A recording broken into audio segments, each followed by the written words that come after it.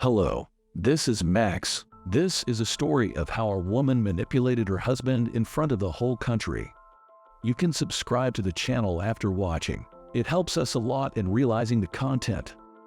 The story kicks off on July 5th as Nick casually strolls through the streets with his coffee, supposed to be on a grocery run, but instead veering into a bar. Notably, his twin sister Margot works at the bar. As it's his 5th wedding anniversary, Nick's mind wanders to memories of his time with his wife Amy. He even entertains thoughts of understanding her inner secrets by metaphorically delving into her mind. Reflecting on their initial meeting in New York, he recalls the instant connection they shared. Their mutual attraction grows, leading to seclusion's encounters. In a sudden turn of events, Nick receives a call at the bar, alerting him that his cat is outside.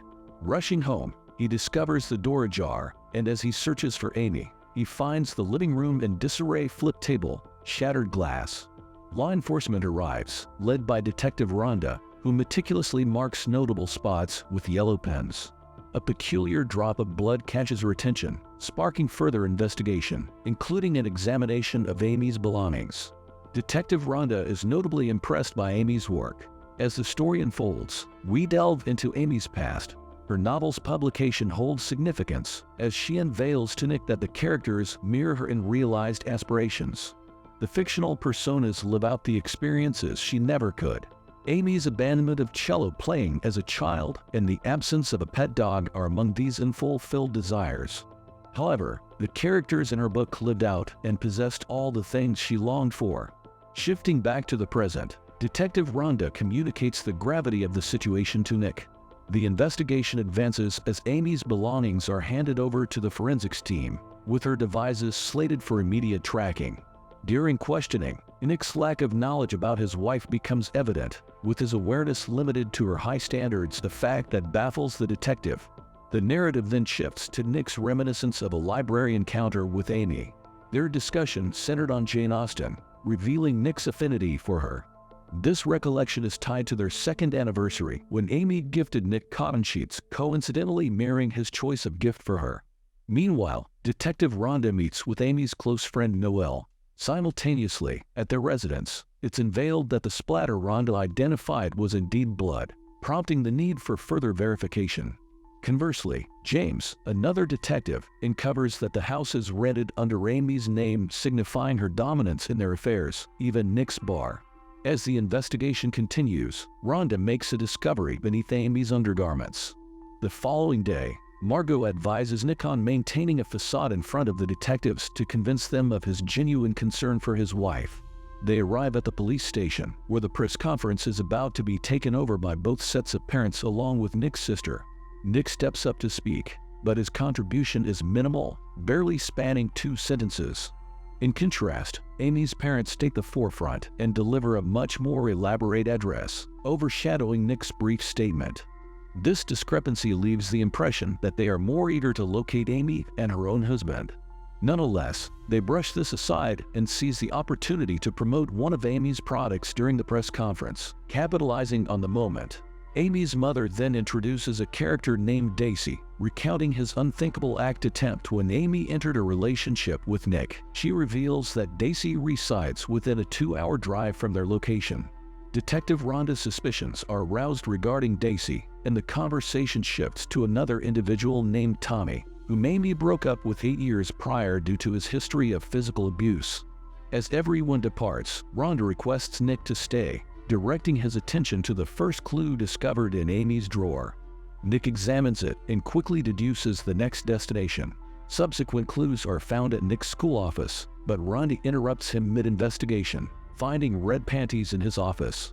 Nick concocts a lie about the next clue's location. Later, at his father's house, Rhonda arrives, inquiring about the brown house mentioned in a clue, but Nick denies it, insisting it's still blue. Nick becomes frustrated by the 3rd clue, revealing where the 4th clue is concealed. The narrative shifts to an event attended by Amy and her ex-boyfriend Daisy. Nick grows suspicious of Daisy's presence and monitors him closely. A peculiar encounter with a woman named Shauna unfolds, leading Nick to react strangely, causing her to walk away. Concurrently, Amy's mother expresses disappointment in Nick, believing he lacks concern for Amy. Nick explains his personal struggles while attempting to cooperate with the volunteers searching for Amy. Meanwhile, a flashback highlights a move to Missouri, prompted by Nick's mother's cancer diagnosis. This instance marked Amy's initial desire to disappear. At night, Nick receives a text from a former student named Andy, with whom he has been having an affair. This connects to the earlier mention of red underwear. Their closeness encounter remains a secret, emphasized by Nick's caution to Andy. In the aftermath of Nick's mother's death, Amy buys him a bar, but their relationship deteriorates. Amy perceives Nick's lack of genuine care, feeling used for physical gratification. Parallelly, the police discover Amy's purchase of a gun, detailed in her diary. Amy expresses Nick's growing weariness of her, suspecting his desire to remove her due to her ownership of the house and bar. She describes their relationship's decline and her fear of Nick potentially harming her. The following morning, Nick and Andy wake up, and Nick attempts to discreetly leave the apartment. However, Margot is already awake and notices him. An angry Margot warns Nick of the potential consequences of his affair, emphasizing the trouble he could face if it's exposed. As they turn on the TV, a picture of Nick with Shauna, taken during their earlier encounter, is being displayed. Shauna had offered to help Nick improve in some way. On a televised talk show, an expert discusses the Nick and Amy case, highlighting that Nick's appearance of not being visibly depressed doesn't necessarily indicate his lack of concern for his wife. Margot overhears this and advises Nick to hire Tanner as his lawyer. Detectives Rhonda and James watch the same show. While James holds a negative view of Nick, Rhonda is more open-minded. They receive a luminal report indicating that a significant amount of blood had been cleaned from Nick and Amy's kitchen, further casting suspicion on Nick. Later that night, Nick attends an event to proclaim his innocence in cooperation with the police. He insists he loves his wife. However, Amy's best friend, Noelle, interrupts him and reveals that Amy was 6 months pregnant before disappearing, shocking the attendees. After answering several questions, Nick swiftly leaves the event. Rhonda approaches him and asks about his knowledge of Amy's pregnancy, showing him pictures of Amy and Noelle together. She reveals blood evidence suggesting foul play and questions Nick about his increased life insurance policy for Amy. Nick denies any involvement. Rhonda's later confirmation of Amy's pregnancy prompts Nick to demand a lawyer's presence for further questioning. Rhonda searches Nick's father's house and discovers a partially burnt diary belonging to Amy in the fireplace. The diary provides significant insights into Amy's life, particularly her fear that Nick might harm her. Meanwhile, Nick, working to solve a clue, eventually finds the woodshed at Margot's place. Inside, he discovers items mentioned in the credit card report, as well as a gift box. In the subsequent scene, Amy is shown driving a car. It's revealed through narration that she is the mastermind behind the elaborate plan. She meticulously orchestrated the entire scheme to frame her husband, Nick. Her motivation stems from her belief that Nick took everything from her and then cheated on her. Amy proceeds to reveal the intricacies of her plan, including befriending Noelle, fabricating reports of her pregnancy to implicate Nick, and ultimately trying to prove him guilty of her disappearance. Meanwhile, Nick begins to comprehend the situation and acknowledges that he's being framed. Seeking help, he meets with Tanner, the lawyer who defended him on TV. Tanner reassures Nick of his capabilities and advises him to find someone who has been wronged by Amy to counter her portrayal as the victim. Amy, who has moved next door to a woman named Greta, is seen enjoying herself. However, her true nature is exposed on TV, causing Greta to become enraged. Rumors circulate about a potential twin sister involvement in Amy's disappearance, and Amy reports suspicious activity near the woodshed on Margot's property. Nick meets Amy's ex-boyfriend, who reveals that Amy falsely accused him of sexual assault, ruining his life. Amy continues to play the part of a victim on TV while having fun with Greta, but her facade begins to crumble. Greta discovers Amy's wealth and decides to rob her, further complicating Amy's situation. As the days pass, Tanner grows concerned about what was found at Nick's father's house. He advises Nick to disclose his affair with Andy to the police. Amy's financial situation deteriorates, leading her to seek help from her ex-boyfriend Daisy, who agrees to shelter her. Andy reveals her relationship with Nick in a press conference alongside Amy's parents. Tanner suggests that Nick appear on a TV show to share his perspective. During his interview with host Sharon Scheiber, Nick pleads for Amy's return, apologizing and expressing his love. The interview has a significant impact on public perception. Back at Margot's place, Nick's interview impresses Margot. However, Rhonda arrives with a search warrant for the woodshed. Acting on information from Greta's tip-off, Margot is arrested as incriminating evidence is discovered.